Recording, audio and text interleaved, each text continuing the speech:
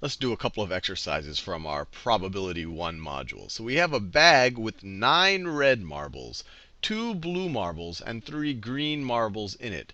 What is the probability of randomly selecting a non-blue marble from the bag? So let's draw this bag here. So that's my bag, and we're going to assume that it's a transparent bag. That looks like a vase.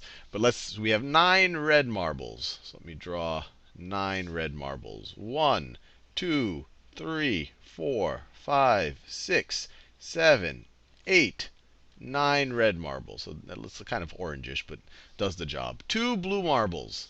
So we have 1 blue marble, 2 blue marbles. And then we have 3 green marbles. 3 green marbles. Let me draw those 3. So 1, 2, 3. What is the probability of randomly selecting a non-blue marble from the bag? So maybe we mix them all up, and we have an equal probability of selecting any one of these. And the way you just think about it is what fraction of all of the possible events meet our constraints? So let's just think about all of the possible events first. How many different possible marbles can we take out? Well, that's just the total number of marbles there are. So there are 1, 2, 3, 4, 5, 6, 7, 8, 9, 10, 11, 12, 13, 14 possible marbles. So this is the number of possibilities. Number of possibilities. Possibilities.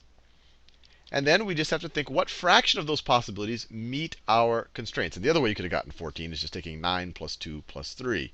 So what number of those possibilities meet our constraints? And remember, our constraint is selecting a non-blue marble from the bag. Another way to think about it is a red or a green marble, because the only non-blue ones are only other two colors we have are red and green. So how many non-blue marbles are there? Well, there's a couple of ways to think about it. You could say there's 14 total marbles.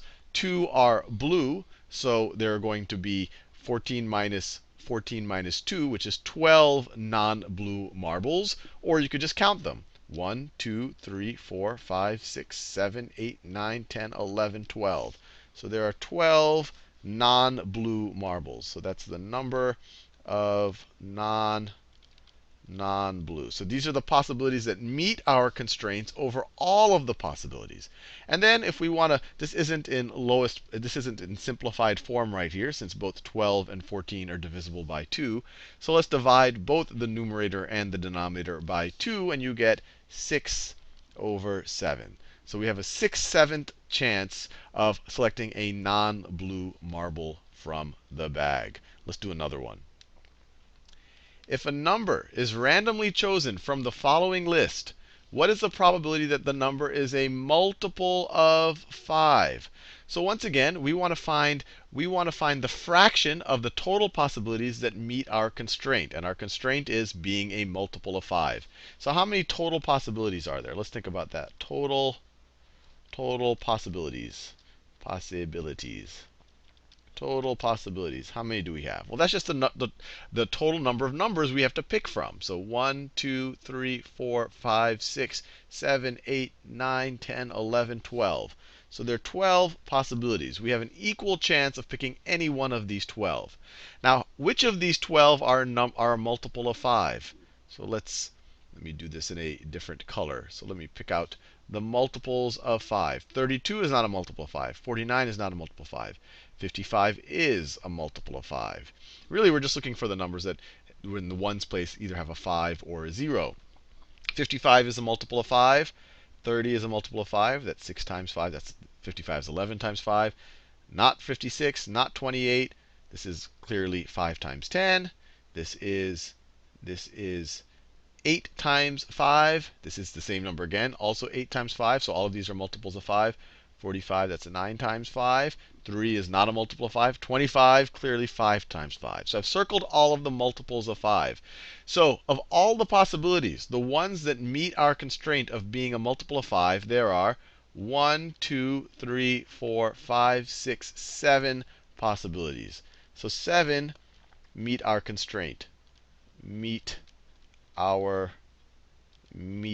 constraints. So in this example, the probability of selecting a number that is a multiple of 5 is 7/12. Let's do another one. The circumference of a circle is 36 pi. Let's draw this. Let's draw this circle. The circumference of a circle is 36 pi. So let's say the circle looks, I can draw a neater circle than that. So let's say the circle looks something like that. And the circumference, we have to be careful here. They're giving us interesting.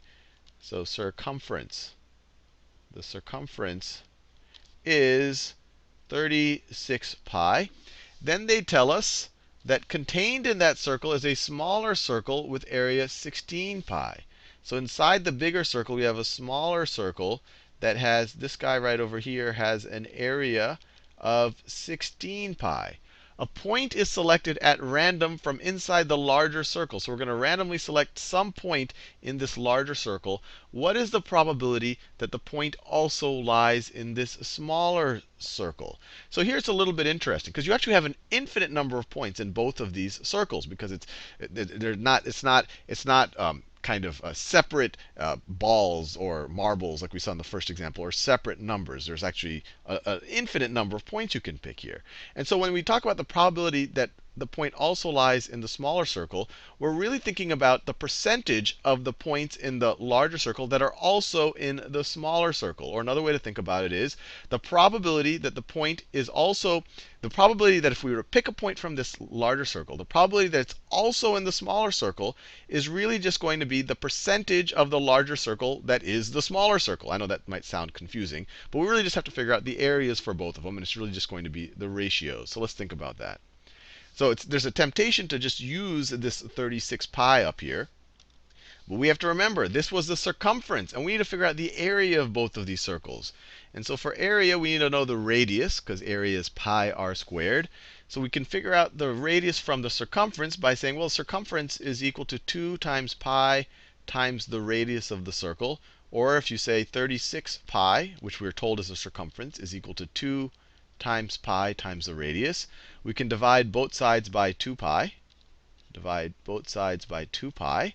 And on the left-hand side, 36 divided by 2 is 18.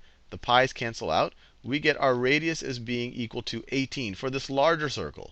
This larger circle has a radius of 18. So if we want to know its area is going to be pi r squared, which is equal to pi times 18 squared. And let's figure out what 18 squared is. 18 times 18. 8 times 8 is 64. 8 times 1 is 8. Plus 6 is 14. And then we put that 0 there because we're now in the tens place. 1 times 8 is 8. 1 times 1 is 1. And really, this is a 10 times a 10. That's why it gives us 100. But anyway, 4 plus 0 is a 4. 4 plus 8 is a 12. And then 1 plus 1 plus 1 is a 3. So it's 324.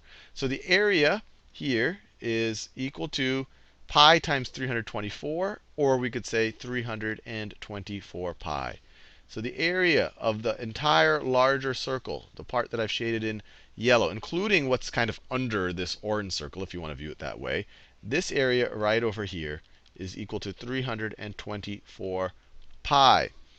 So the probability that a point that we select from this larger circle is also in the smaller circle is really just a percentage of the larger circle that is the smaller circle. So our probability, I'll just write it like this, the probability of that the point is also lies in the smaller circle. So all of that stuff I'll put in. The probability of that is going to be equal to the percentage of this larger circle that is the smaller one. And that's going to be, or we could say the fraction of the larger circle's area that is the smaller circle's area.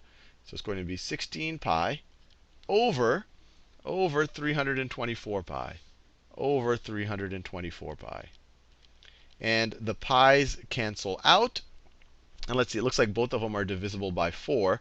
If we divide the numerator by 4, we get 4. If we divide the denominator by 4, what do we get? 4 goes into 320. 80 times, it goes into 4 once, so we get an 81. So the probability, so I didn't even draw this to scale. This area is actually much smaller when you do it to scale.